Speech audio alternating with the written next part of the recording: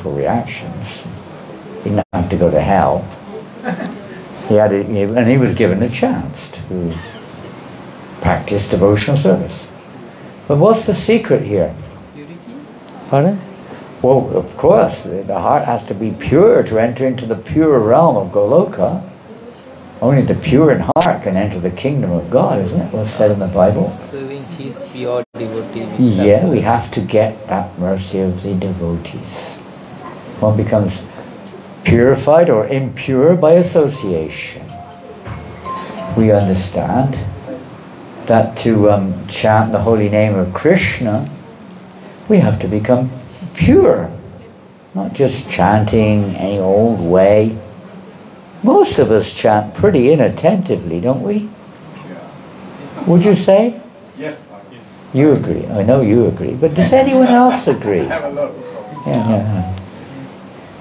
Does anyone else agree? Yes. Does anyone not agree? We're too afraid to say. But generally speaking, practicing devotees, or those who are following in the footsteps of advanced devotees, Mahajan, they're going to commit some offenses. And inattention is quite a common one. Very common. Okay. Prabhupada, but Bhakti Vinod Thakur says, it is impossible.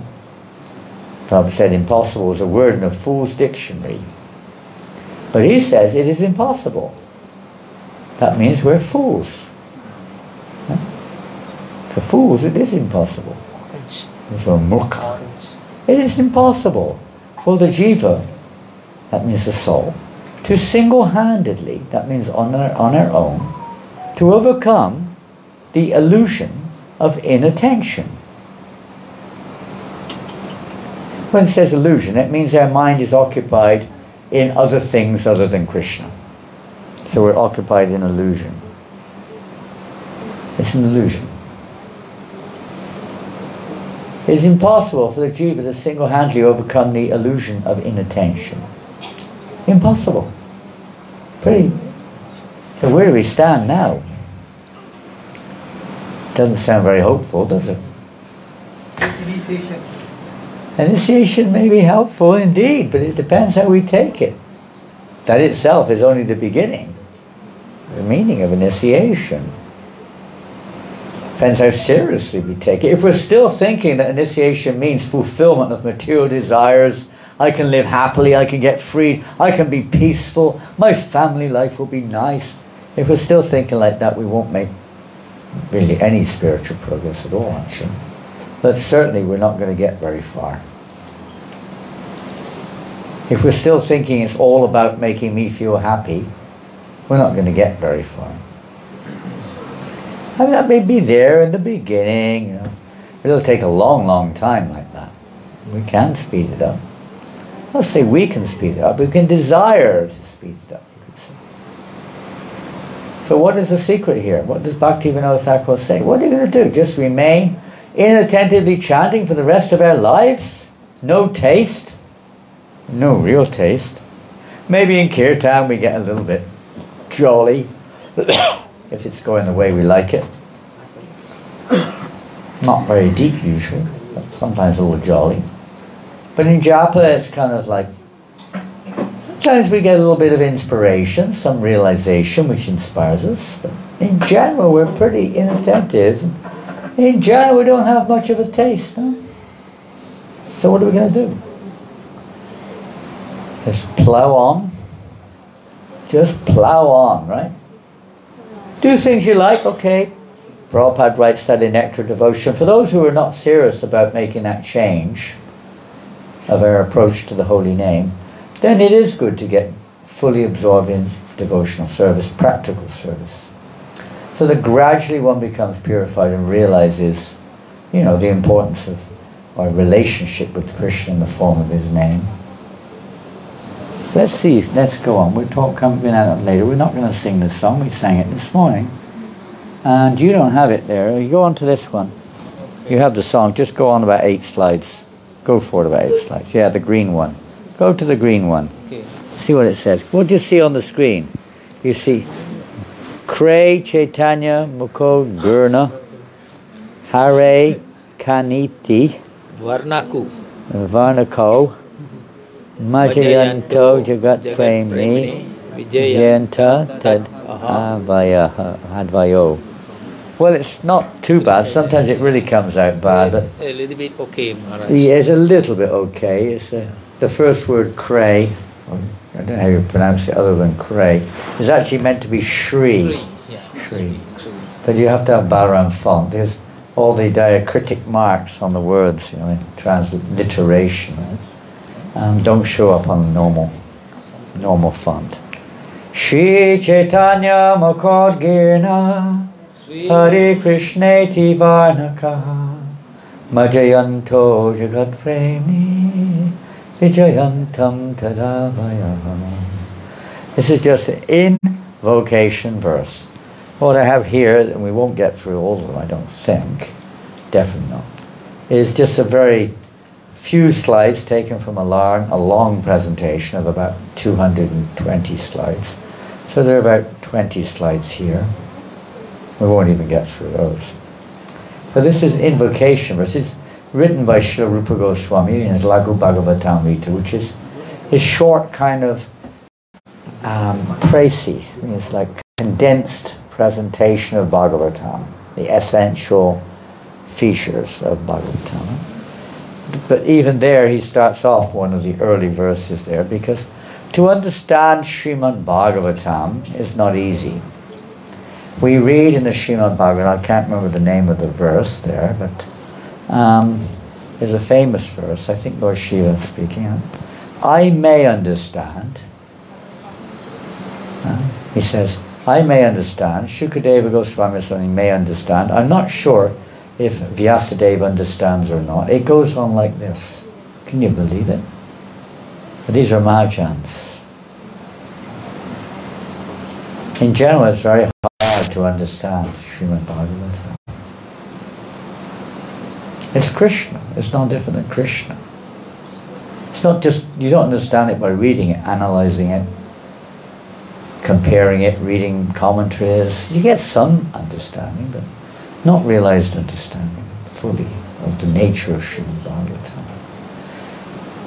Of course, the eternal associates of the Lord, they're living the essence of Bhagavatam.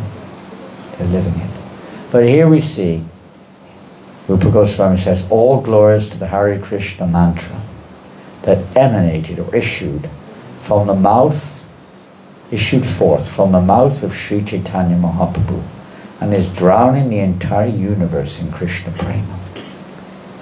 When Lord Chaitanya Mahaprabhu was given us, he's showering the world with this, you could say, merciful Nam Sankirtan, this merciful chanting of the holy name, to purify our consciousness. So the essence of Srimad Bhagavatam thus becomes revealed through pure chanting of the holy name. We must hear the holy name from a pure source. And of course they give us a process to gradually become, or give us a chance at least, to become purified. So we go on to the next verse. He's drowning the entire, we won't quite go on yet, drowning the entire universe in Krishna Prema. But we don't necessarily see it, or we don't necessarily feel it. How many of you are feeling Krishna Prema?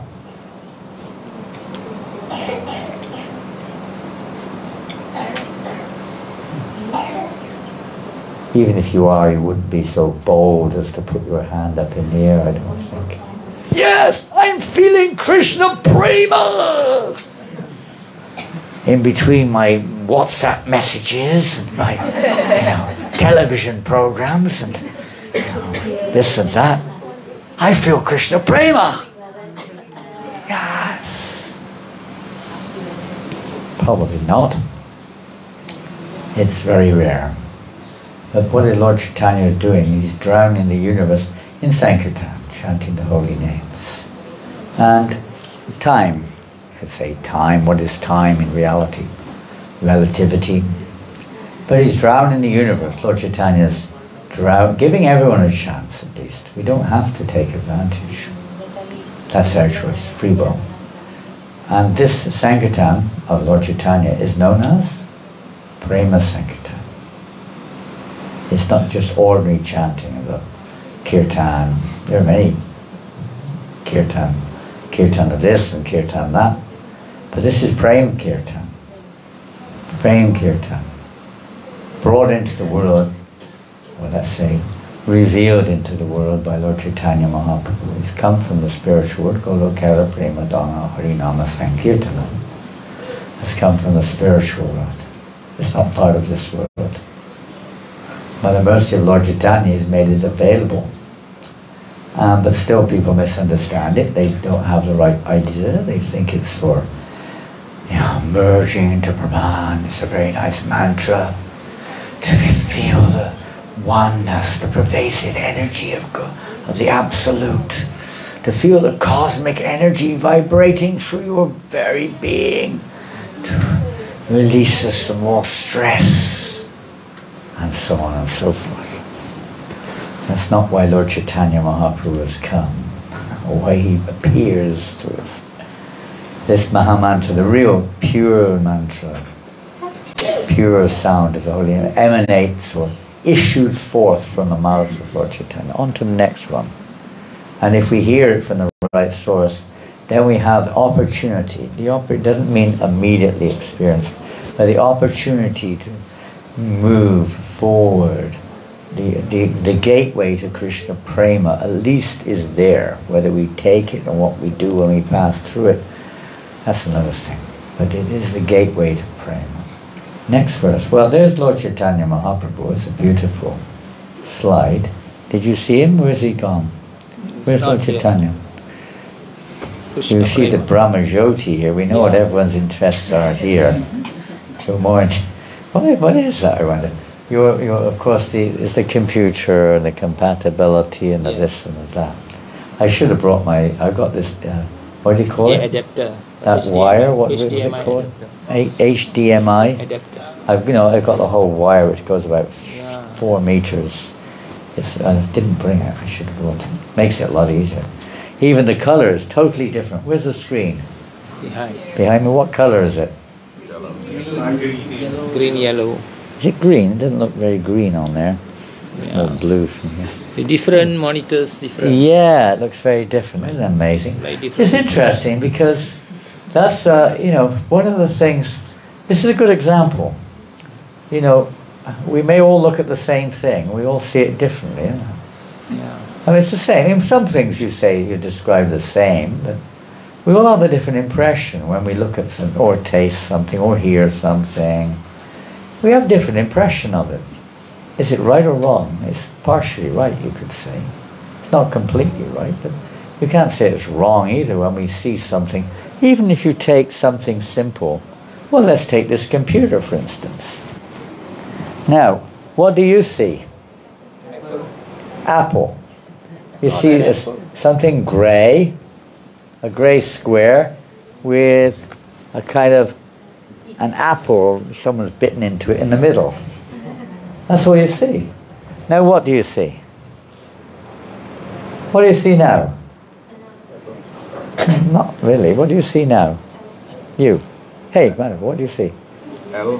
An arrow? An arrow. Yeah, it's just lying like this. You see two kind of lines, little thick lines. Okay. What do you see now? Something else. I mean, I don't know what you can see. Just a silver thing with 4 black balls in the corner. And what do you see now? Green screen. Some keyboard. Silver things. Like the 6 blind people describing an elephant. So it's all partially right, but it's not complete, is it? And then even that, if you have to take it open, I'm not going to open it right now, but you take it open, you'll see something else also. Something you'll see, I don't know what you'll see. We're all seeing something, and it depends which angle you're seeing it from. Everyone will say a different thing if I hold it like this, because you'll see it slightly different. Its size, its contents, everything. What can we see with our conditioned state? We're always, unless when his heart is completely pure, we're seeing something according to our imperfect senses. Huh? Exactly. Yeah. And that's why we have problems amongst ourselves, even as practitioners, because we're all conditioned. You think you're right, but you're wrong.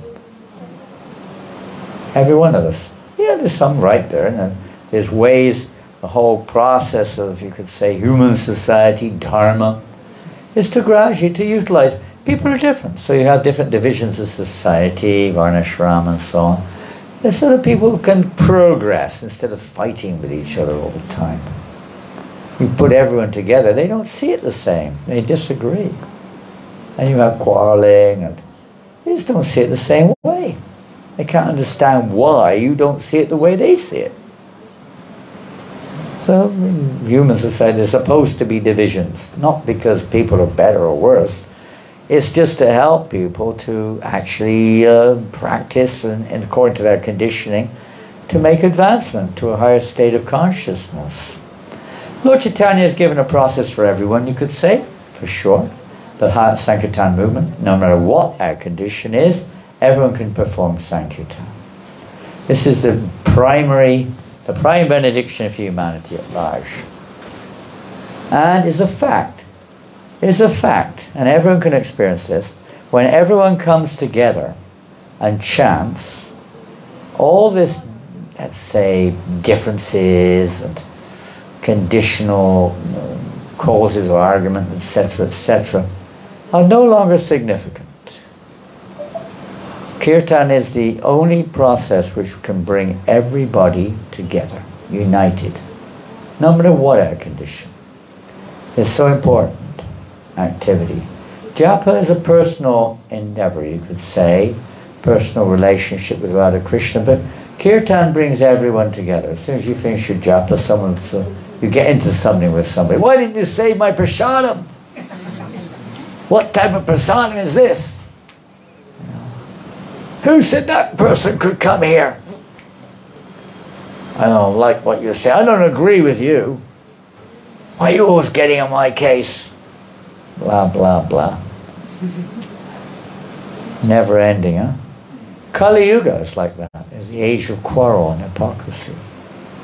It's a very disturbed age.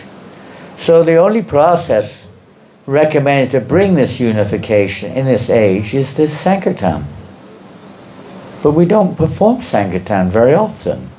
Most of us sitting in this room, I guess most of you go to 1 or 2 gatherings a week of devotees, maybe, I don't know how much gathering you have, and how much you chant in your spare time. Perhaps you do. We hear something on maybe the MP3 or whatever you call it now, on your mobile phone, some singing going on. But we don't generally get very deep into it. Even at artis or rituals almost over before they start sometimes. Sometimes we only come when prasadam time comes around. We turn up. That's nice, but it's not going to go very deep. Not going to make it significant. I mean, it will, but it'll take a long time. The secret is to really get absorbed in kirtan. If we're getting absorbed in japa, that's also great. There's also Namyagya. So let's read something. This is from Bhaktivinoda Thakur, going back a few years, 1885. I don't think anyone was around in this body in 1885. Probably not. That's 135 years ago or something. That's a long time. Lord Chaitanya, he says, did not invent himself to liberate only a few men in India. Rather, his main objective was to emancipate all living entities of all countries throughout the entire universe and preach the eternal religion. There's different types of religion, is a broad subject you could say, used very loosely. Well, let's take the loosest aspect of it. In this world, when you ask somebody what is religion, what will they say? They might say a kind of faith. Okay, good one. What else might they say? Islam. Pardon? Hinduism. Yeah, they might give the names of the so-called acceptable religions of the world, you know, Islam, Hinduism, Christianity, Buddhism, Sikhism, or something like that, you know. Taoism, this thing, that, whatever ism it is. All kinds of isms are there. But you generally find that this type of understanding, even faith can change. People do change their faith considerably. We're changing our faith too, in a sense. We have the same objective, but one would hope that one's faith goes deeper and deeper and deeper. It's not exactly changing, it's more like maturing. You can change from one thing to another, and within each religion there's many different branches, and they don't agree with each other half the time. Right? And mostly they don't, in everybody. I get into details, but in every one of those mentioned, you can say whatever you want to call them, sects or whatever, religious sects, you will find a variety there too. They don't agree. They'll fight with each other. Even they'll kill each other. I mean, I used to visit Belfast, for instance, still do, it's changed. But in the 70s, I mean, it was like a full-on war almost.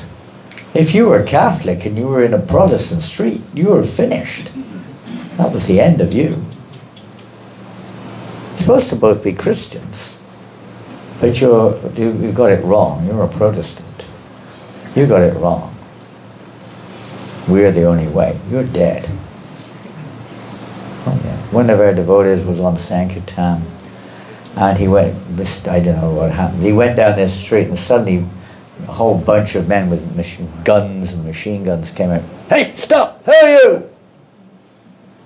He was dressed like this. Who are you? He said, I'm Hare Krishna. Harry what? I'm from Hare Krishna. What's that? He said, Are you a Catholic Hare Krishna or a Protestant Hare Krishna? They were serious. You had to be one or the other. Luckily, he said the right thing. He survived. That's the mentality of this type of, we're right, everyone else is wrong. It's called sectarianism. So these religions, or this type of perspective of religion, let's say, is meant to elevate people, but the world being what it is, it's kind of like overlapping and not being followed probably very well. There's not any transcendental leadership, of course. Many things. Mostly it's mixed up with the socio-economic, political factors. It's not just pure religious practice. They're called Naimittika Dharma. Naimittika. They may be useful to help for some time. They have a beginning and an end. Most of what we call religion today has a beginning maybe a few thousand years ago, some even less. Very recent.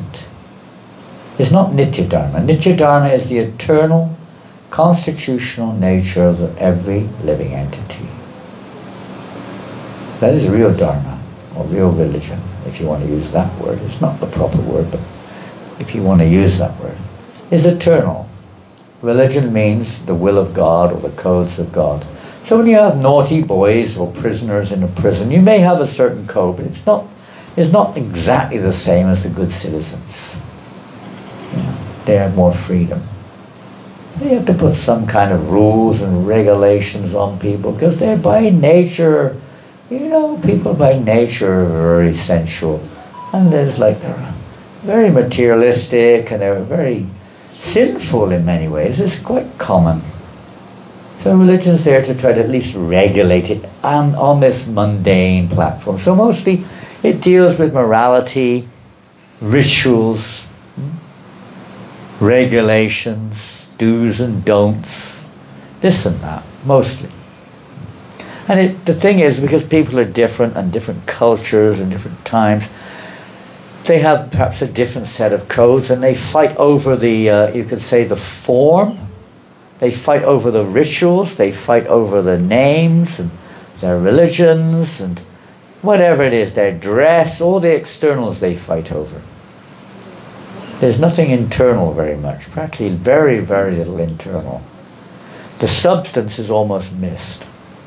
when it doesn't matter what you call yourself externally, but if internally one's understood the substantial purpose behind it all, then there's not really this sectarian perspective doesn't really influence the same way. But in most cases, these are just like, you know, when you break your leg, you have a, what do you call it, crutches to help you go and help to come to a healthy condition, huh? Some kind of thing to help you. So it's like that. Most modern religions are like crutches to help us to become a little bit ready for spiritual life. But the real Dharma is totally transcendental. It has nothing to do with karma of this world. It has nothing to do with, you know, all the varieties of heavenly planets and hellish planets. This is just within this material realm of illusion. Anyway, so Lord Chaitanya didn't come just to liberate a few men. His main objective was to emancipate all people in all countries throughout the entire universe, not just this planet, and preach the eternal religion, not the temporary one.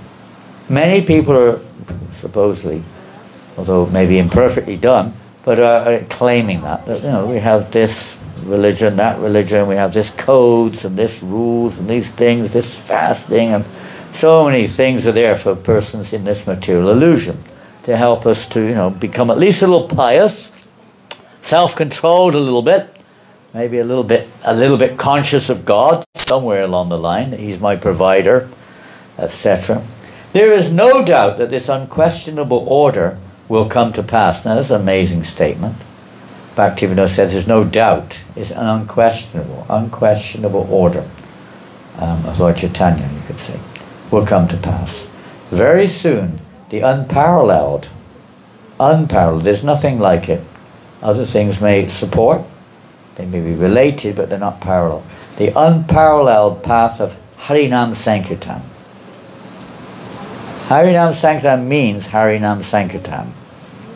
Everything else may support it, just like pot washing, cleaning floors, managing temples, opening temples, everything, even distributing books, everything is all important.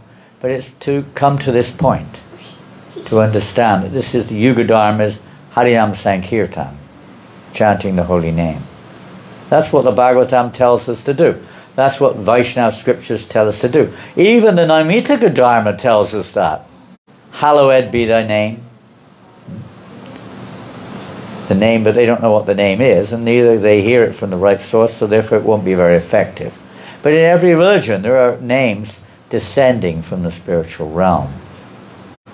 Allah, you could say, it is like little different. It's a name related to the material energy, so but still it's there, and they chant. And Buddhists, there's names there too, of the divine, etc. Names are there in every religion. And when we chant, there's a beneficial purification there. There's benefit. Oh, for that day when the fortunate English, French, Russian, German and American people will take up banners, mridungas and kartals and raise kirtan through their streets and towns. When will that day come? That day will witness the holy transcendental ecstasy of the Vaishnava Dharma. To be the only Dharma. Vaishnava Dharma means the eternal nature of every living being. We're all eternal Jiveshrupai Krishna and Chidas. Everyone's eternal servant of Krishna. That's our constitution. Naturally. That is the Vaishnava Dharma when we realize this. And all religions are meant to help bring us to that point of realization.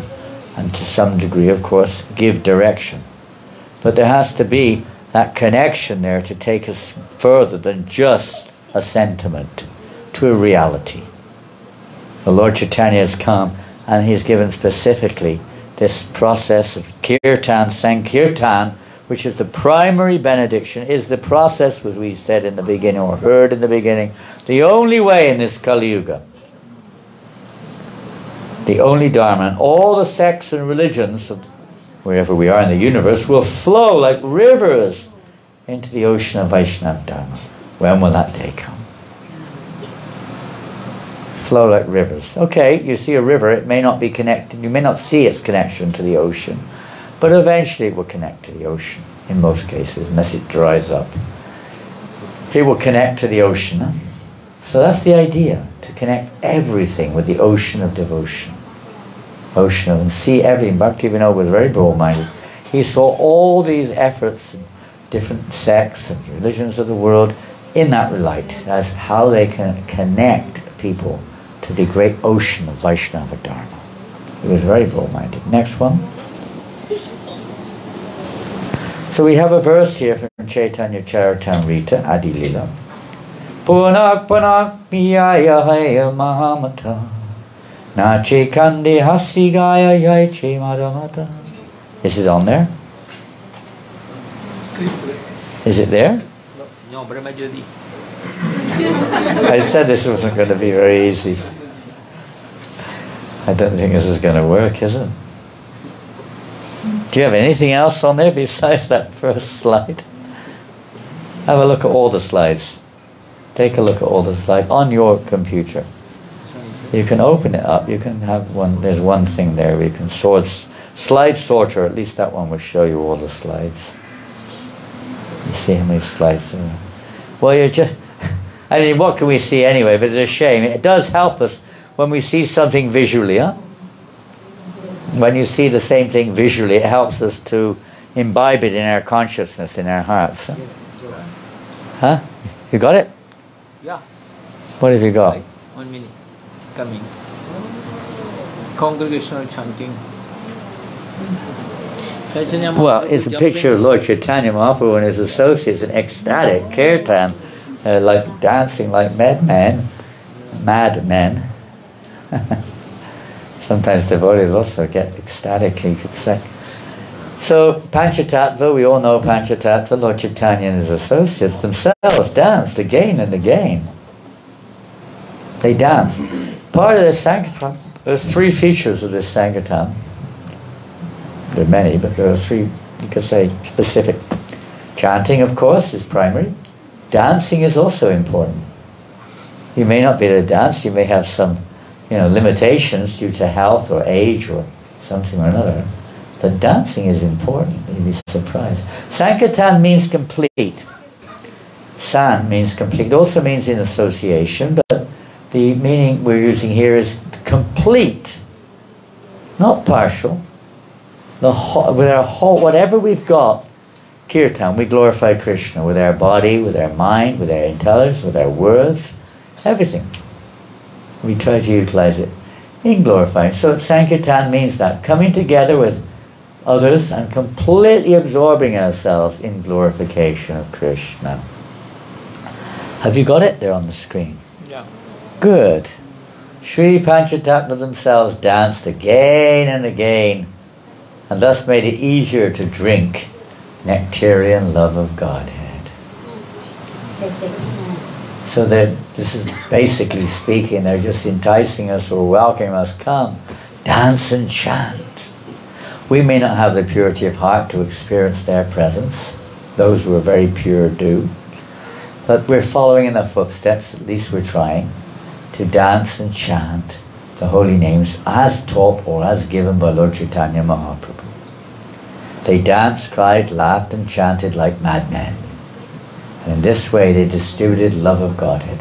So they're dancing and chanting. In fact, even devotees, so the aspiring devotees even, but especially pure devotees, it's said that when they dance and chant, that when they put their hands up in the air, and usually Prabhupada taught this, that we dance, we put our hands up, huh? It has many connotations and used in many ways. When you have to surrender, you put your hands up. Please come along, put your hands up, surrender. Or in a war or something. And also when someone's very happy, they throw their hands up, don't they? Yes. Is it common here too? Yes. But in the West it's very common. You score a goal or you win the election or something like that. You get what you want, You see the advertisements, people jumping up in the air with their arms up in the air. Huh? Yeah, jai. And they advertise this as if, just as you've got some latest piece of chocolate or something, throwing their arms up, latest Apple Mac or something, and they're flying in ecstasy with their hands up, legs up, everything.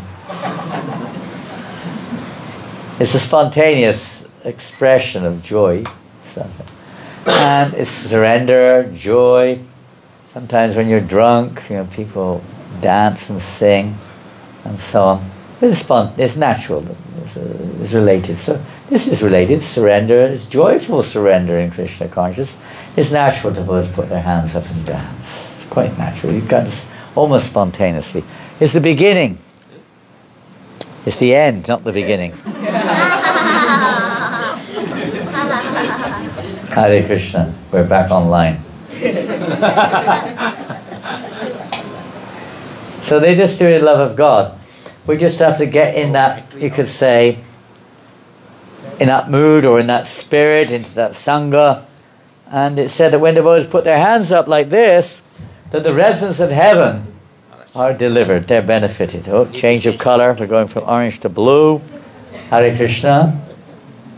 That the heavenly, even in the heavenly planets, they get, this is in the Hari Bhakti Sutta Daya, it's also in, I think, Skanda Purana, this verse, describing the benefits of putting your hands up, knowingly or unknowingly, and chanting at the same time, of course.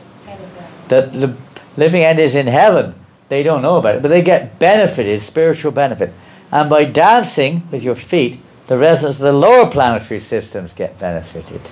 And when the devotees all around sing and glance around, the residents of the earthly planets get benefited. So it's all beneficial. Harinam Sankirtan is very special. You can say, oh, well, the people just pass by, nothing really special happens. But something very special happens. You imagine, now in Malaysia they don't have so many major shopping streets like we do in the West. In the West we have streets like, Fifth Avenue in New York, Oxford Street in London, Champs-Élysées in Paris, right? How many people every day go along the Champs-Élysées? Hundreds of thousands, isn't it? Hundreds of thousands. They say an average day in Oxford Street, about 1 million people pass along the street. That's a lot of people. Now if you're out there on Harinam chanting, many of those people will see you. Hundreds of thousands will see, in fact. Many of them will hear you. That forms an impression in their consciousness. That impression never goes away. It's still there, like all the other impressions we pick up in our human life, so to speak. The senses are like cameras. We have our cameraman is with us today, Mulakaranam. He loves taking pictures. It's one of his pet loves. Does it for Krishna, you could say, we hope. And the senses are like that. The eyes, the ears, the nose, the tongue, the taste, the touch. They're all taking various impressions. Likes and dislikes. And it's assimilated in our subconsciousness. And when we leave this body, those subconscious pictures come to the surface.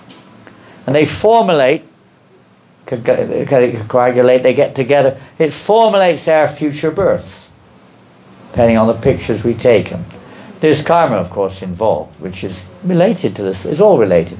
But according to our karma and all these impressions we have, we receive a future body, be it what it may, according to our karma also, of course. So when that picture comes up of the Harinam party, it has a great beneficial effect. There's a very famous incident of one devotee in Moscow. It's a real experience he had. This person, he became a devotee, but initially he was an out-and-out atheist. He hated the devotees, literally. We have one in London like this too, actually. I'll tell this one, Moscow. Whenever he see the Harinam party, he would shout and scream at them, "Get out of here, you bums! Get off the street!" He would be angry and tell them to get lost, He would, during his lunch hour, he'd come out from his office. He was a meat eater, a drinker, an atheist, and so on. And he'd come out, he really didn't like them. So one day, he had a serious car accident. And he went into a coma. He was in a coma for quite a while. He didn't die. He was in a coma. And he told this experience. In his coma, he suddenly found himself in this horrible place with countless people crying and screaming. And there was like a courtroom. And there was this regal-looking man there with people around him, and they're judging each person as they come forward. Literally, he saw the court of Yamaraj in his coma. That's not the only time I've heard people experience this. Sometimes Krishna gives you this, premonition or whatever you call it. And he saw this. He was terrified. He was feeling terrified. And then Yamaraj suddenly, he was called forward. So, what's this one's history? Chitragupta pulls out the accounts, the records. Thick book. Big meat eater. Atheist. Smoker. Drinker. Liar. Womanizer. Gambler. There was nothing practically. He was like Ajamil or something. Nothing he didn't do. And then the big, judge said, is there nothing in his chart whatsoever of any goodness? Let me look a little deeper. When you do astrology, you go deeper and deeper and deeper. On the surface, you see this, but then you go deeper and deeper, you find other factors. And similarly in this case. So he looked deeper into his records. Wait a minute. Something very unusual here. Chitragupta said, he saw the Sankirtan party on several occasions. But he was very offensive. Yamaraj said, he saw the Sankirtan? How fortunate that is. And then he said, well, this is what we'll do. Mr. So-and-so, if you promise that if we will give you another chance, if you go, we will not take you right now, we'll release you back into your body. And if you promise that you will no longer be offensive, in fact, you have to be supportive, we will release you from your otherwise punishment. Yes, I'll do anything you say, please. He didn't even consider, what it meant. Because they showed him the result of all of his activities. The hell that he would have to go to. So he did. They let him, he came out of his coma completely conscious of this experience. He immediately found out where's the temple. He went straight to the temple and took up devotional service and became a full-time book distributor of Krishna consciousness. Amazing. That doesn't happen very often, that type of thing. But it goes to show the power of just having the opportunity just to see the Harinam party. Some people are critical. They say, what's the use of all this, They don't realize how powerful it is. Sure, they forget about it. They may not even like it. Half the people on the street don't care a damn. Well, they don't even like it. Doesn't matter. That picture is taken. When our movement in Russia and Germany one time in 1975, the government, the police, everything, they just tried to completely stop the Hare Krishna movement there. They arrested all the devotees, they confiscated all the books, they closed all the bank accounts, they took everything. Those were in prison, sent to court, tried. And they just terrible publicity all over the newspapers. Hare Krishna this, Hare Krishna that. These Hare Krishnas are a dangerous cult. Hare Krishna should be banned. All over the news everywhere. All at once, all the media, just boom, anti-Hare Krishna. And then the voice came to Prabhupada. This is very good news. Yeah. Every other line, Hare Krishna, Krishna Krishna, Hare Hare, Hare Rama, Rama Rama, Hare Hare. This is wonderful. In fact, the German government in one night did more propaganda than we did in 10 years. Up to then, nobody had heard of the Hare Krishnas hardly. All of a sudden, everyone's saying, who are the Hare Krishnas? I've never heard of them before. What is this Hare Krishna? It's a little indirect, but nonetheless, it's an impression which sticks and a long-term benefit. Agyata Sukriti. You know? The beginning of our good fortune is called Agyata Sukriti. Somehow or another, we come in contact. Confirm. That was lovely. Was that excellent flute player? Where is she? Who's that wonderful Vaishnavi playing the flute? Very nice. You're good at, you like flute, huh? Wonderful. Do you know it said that the Madanga is an incarnation of the flute? Very good. Krishna's flute, not just any old flute. That's why we emphasize Madanga. The djembe, by the way, is not an incarnation of the flute. I don't know what it is, but it's not an incarnation of the flute, that's for sure. So, you know, Krishna's come. Sankirtan means it's Lord Chaitanya along with his associates, you know. So the flute is one of the Lord's associates. He also wanted to come. He was crying when he heard that Lord was coming as Chaitanya Mahaprabhu. What will I do? I'm a flute. What's my part? So you come as the Madanga. Very happy. Madanga is an incarnation of the flute as well as Lord Balaram.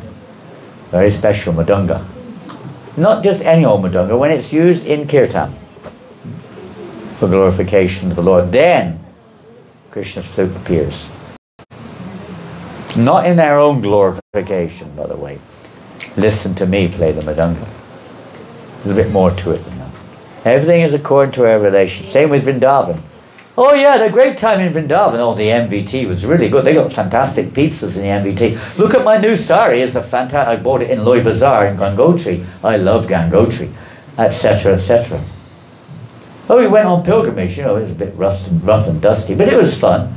We went Medina Band. Lots of nice stories. What do you hear? Nothing. I can't remember anything. But it was good anyway. I got a bit sick. My stomach gave me hell for 2 days. Jeez. Anyway, I had to move my hotel. It wasn't good enough. I got a 5-star hotel with aircon in every room and, you know, swimming pool, golf course in the back garden. It was really good. 5,000 rupees a day. Live like a king in Vrindavan. You see the signs everywhere. Not exactly the idea. When's prasadam? When's this? When's that? You know, it's a state of relation. How much we really enter into the essence, not just the surface, the substance. Same with chanting Hare Krishna. Are we really entering? Are we really associating with the substance, or just on the surface? Mostly we're on the surface. You know, I'd probably use the example of a bottle of honey. Huh? A simple example. It couldn't get much simpler. You got a bottle of honey, and you just lick the surface, right? You're going to get much. What are you going to taste? What did honey taste? Oh, I guess it was all right. I don't know. A bit boring. I don't know how long I can keep doing this. Keep chanting at 16 rounds. You've got to open the bottle, you know, you've got to open the top of the bottle of the honey pot and get in there, right? Otherwise it can be a little boring. You may have some faith, you keep on licking away there, and eventually you might, you know, if you lick enough, I guess the glass will disappear eventually.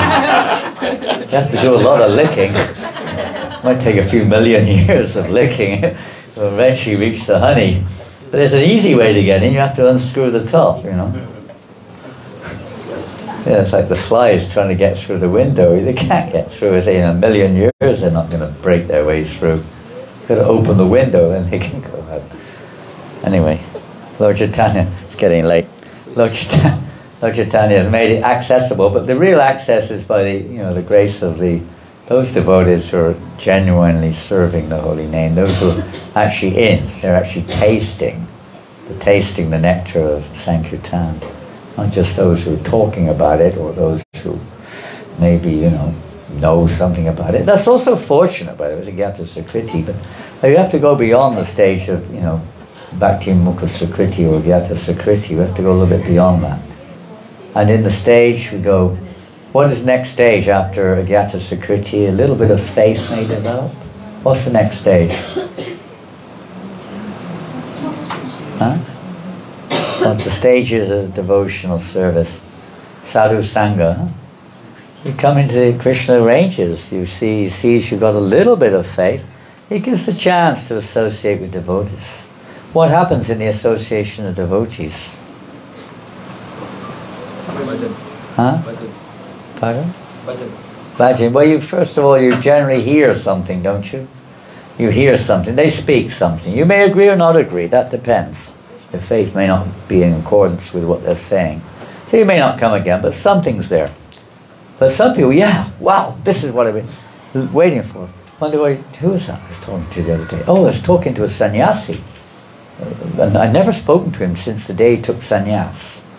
And in Vrindavan this time we got to know each other.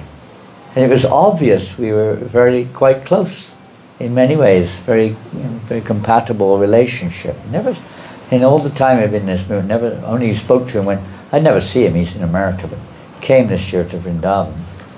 I was staying in the same room as when he took sannyas, but I had no idea he was taking sannyas till he came back to the room with the dunda.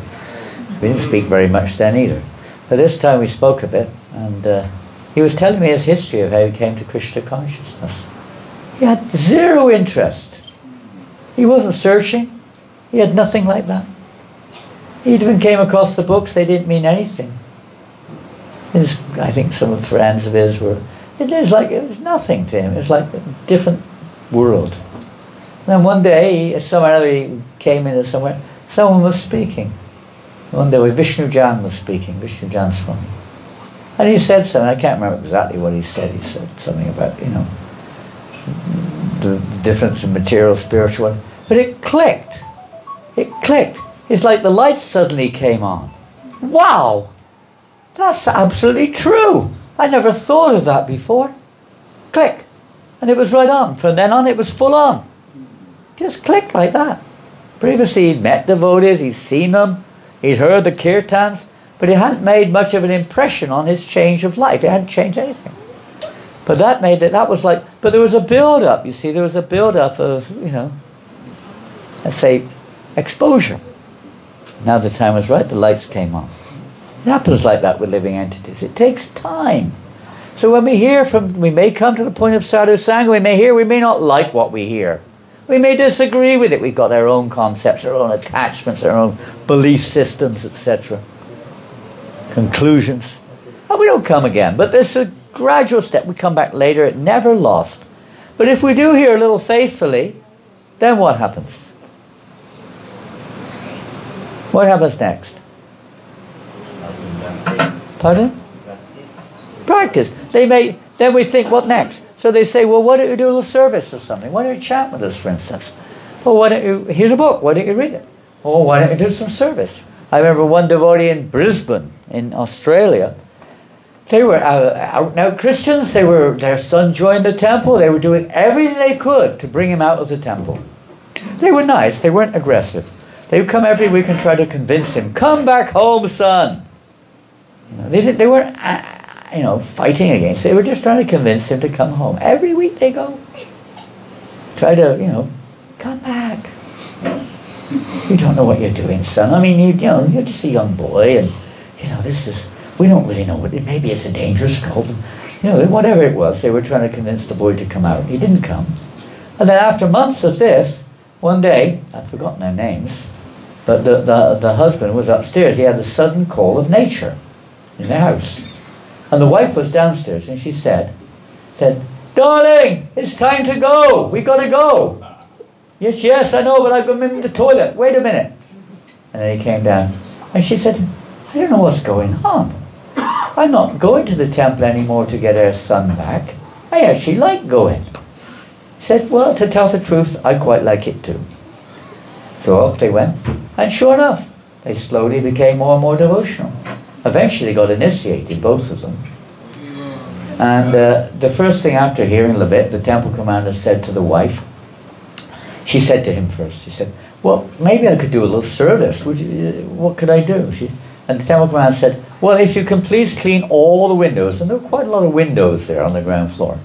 Oh, no, there's something else to do. I hate cleaning windows, she said. I don't like it. He had a phobia about cleaning windows. So, well, that's the service that needs to be done. The others are covered. She said, oh, go ahead, give it a go. 1 or 2 hours later, she said, oh, nice job, you did a good job. How did it feel? I don't know what happened, she said. I feel happier than I've ever felt in my life. I feel so ecstatic. She didn't use the word ecstatic, she didn't know what that word was. I was so happy. And then she said, I think some difference between these windows and the windows in my house. These are Krishna's windows, she said. That's why I feel happy. I think that's why I feel happy. She was, of course, every window is Krishna's. But she was seeing it like that, you know. A little devotional service. And then what happens in doing devotional service? What happens then? What happens? You get bliss. Well, you may not get bliss, you may get some pleasure. Bliss is a very high term. What happens then when you render service? You probably will feel, probably say the first pleasure you'll get is from the service itself, but what else may you get? Anartanivritti. Now, anartanivritti means? What does it mean?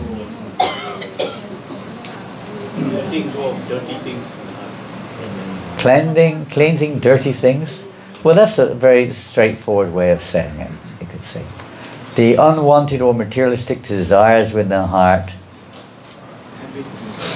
they become negated, or they become removal of, literally countered. Now, when there's different stages. Bhajana Kriya, means practical devotional service. There's various ninefold forms of devotional service. So there's different, natural inclinations the Buddhas will have.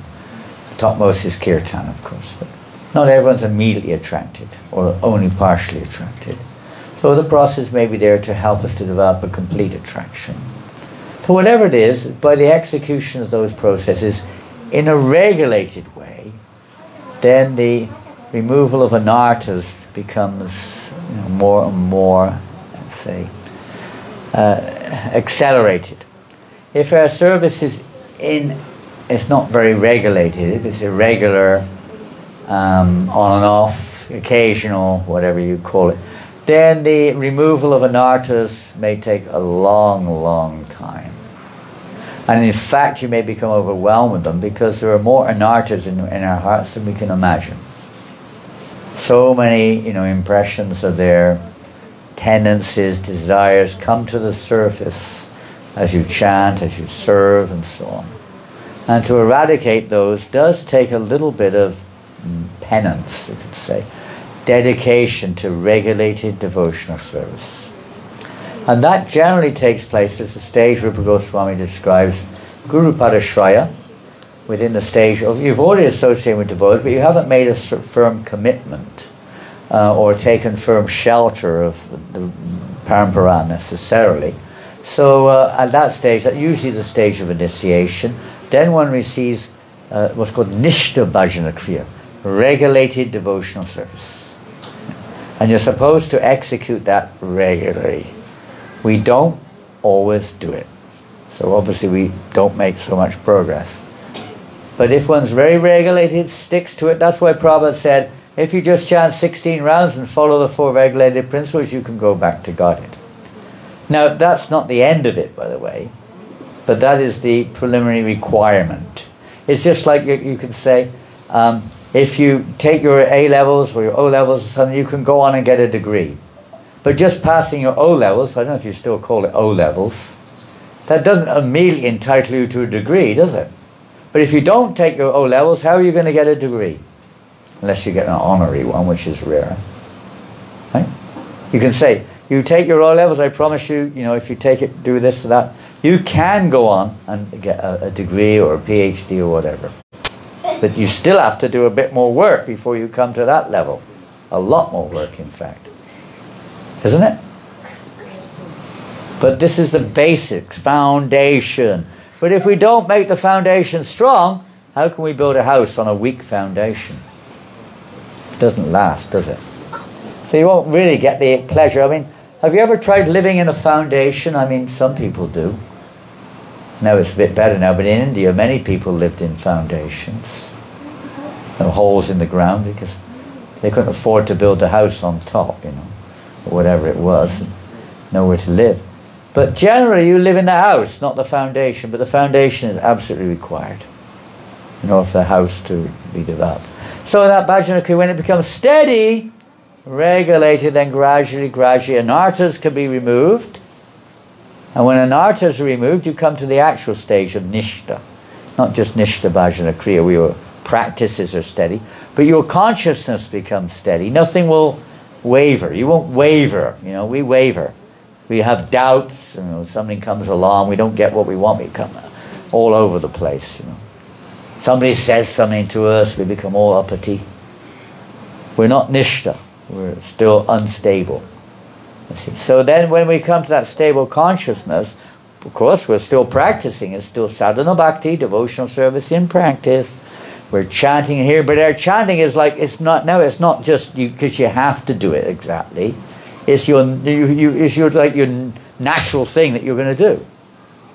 You don't have the disturbances of all the other things which are telling you during japa in the morning, wait a minute, there's some very important WhatsApp messages which you have to look at right now, and you almost certainly have to answer them immediately, and hopefully the person will reply immediately, so you have to answer again. And by the way, you were very tired. You only had 5 hours and 59 minutes sleep last night. You've got to catch up on your sleep. You're 1 minute behind. And in any case, you're not really getting very far in this chanting.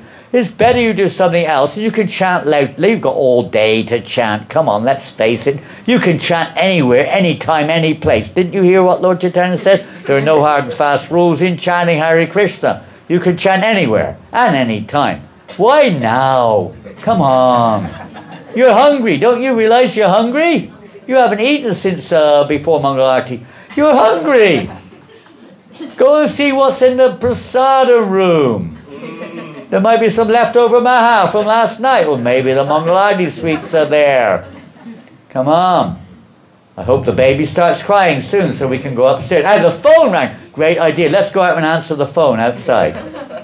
10 devotees leave the temple room and go and answer the phone. And they never come back into the temple again. Go for a walk. Have a look in the windows. And it might be something useful to serve. Using Krishna's service out there. You can learn something. So many different deviations come into our hearts. And, we may not be so steady. Because we fall asleep when we're chanting japa quite easily. If you are tired, if you're having difficulty going to sleep, most devotees, you just have to sit down with a book or japa beads and you soon fall asleep. Quite easily. Don't have much taste. Or somebody walking around. Maybe we're grossly attached to something and we're meditating on it or something. All kinds of things come along. But and not so steady in our chanting. But that morning time is supposed to be the best time for chanting Hare Krishna before this change of heart to take place. To try to do it steadily, chant in the morning steadily as much as we can. So Nishta, we're doing it more or less because we have to. We're told we chant 16 rounds, so that's Bhajana Kriya. That becomes Nishta Bhajana Kriya when we do it steadily, even if we don't have the taste, or not much of a taste. We're not always so steady in our consciousness, but we keep doing anyway. Our faith is strong enough, our feeling of indebtedness, duty, whatever. We do it, and if you carry on, then we come to the Nishta stage when we're doing it naturally, then the relationship is not impeded by anarthas. Our chanting is not interjected by all kinds of mundane thoughts. And even if a cloud comes into the sky of our consciousness, we're not interested in it. It'll come in and go out. So the consciousness will be clearer, with more direct connection with the name. And then Ruchi. Ruchi means start to develop a real taste for associating with Krishna in his Namarup form, or form of the name. Taste there. Starting to develop the taste. On and on it goes like this. But the key feature is the Sangha, association of devotees. Those who are serious about Krishna consciousness. We associate with those who have doubts, who are not serious, who have other ideas, etc. It won't help us, generally speaking, it won't help us to progress. We have to seek out or as much as possible try to associate with those or that situation which is favorable.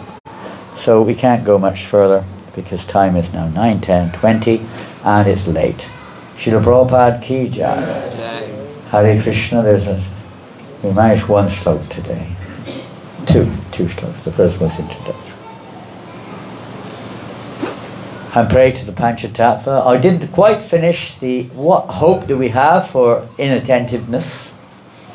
Impossible, according to Bhaktivinoda, to do anything about it. Said the only thing you can do is you have to pray. It is impossible for the jiva to single-handedly overcome the illusion of inattention. It is only by the mercy of the Lord.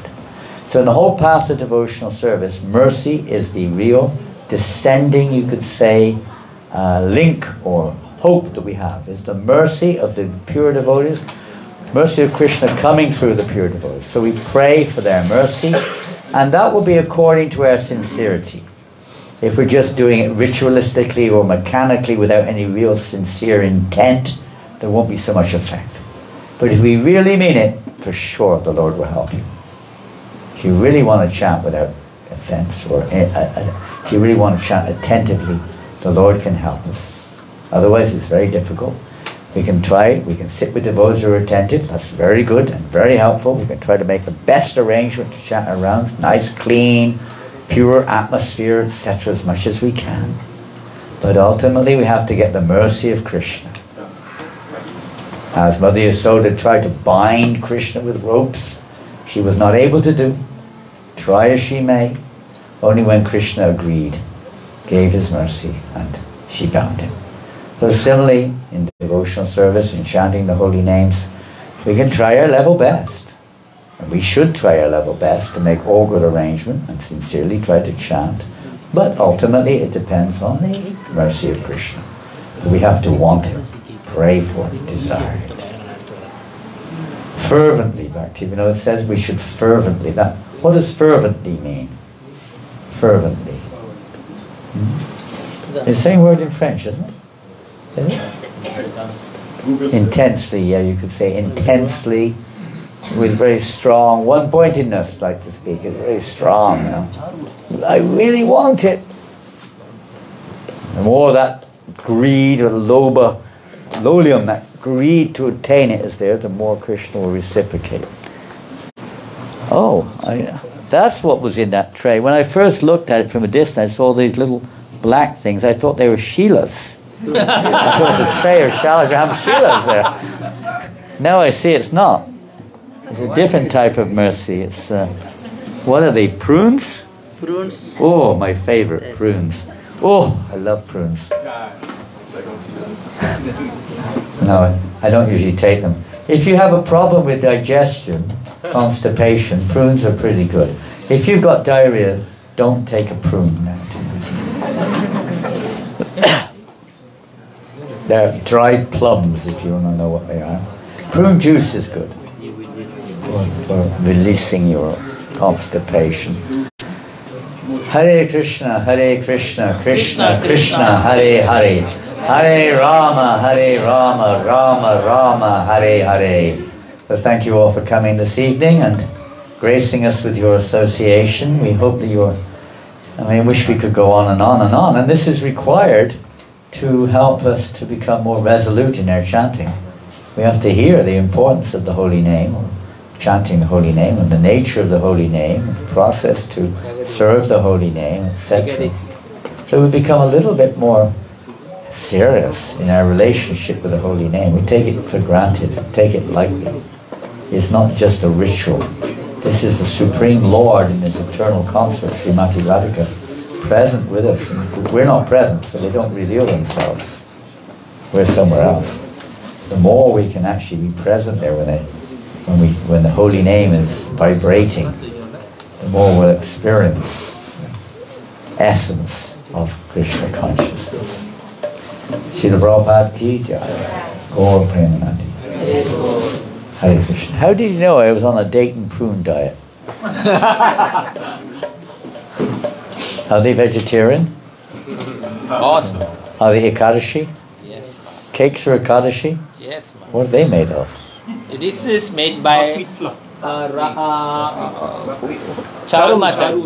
Charu Radhe. Who made the cakes? Charu Mataji here? No. She came and Okay. That's the mother of Chaitanya Karan. Oh, your mum, Chiru. Oh, your mother. She made. I saw her today at Yeah. Todu. She made the cake. She made the cake. Well, say big thanks to Chiru. You go back Ekadashi home cake. tonight. Wonderful. Ekadashi cakes made of buckwheat. Buckwheat. There's more coming.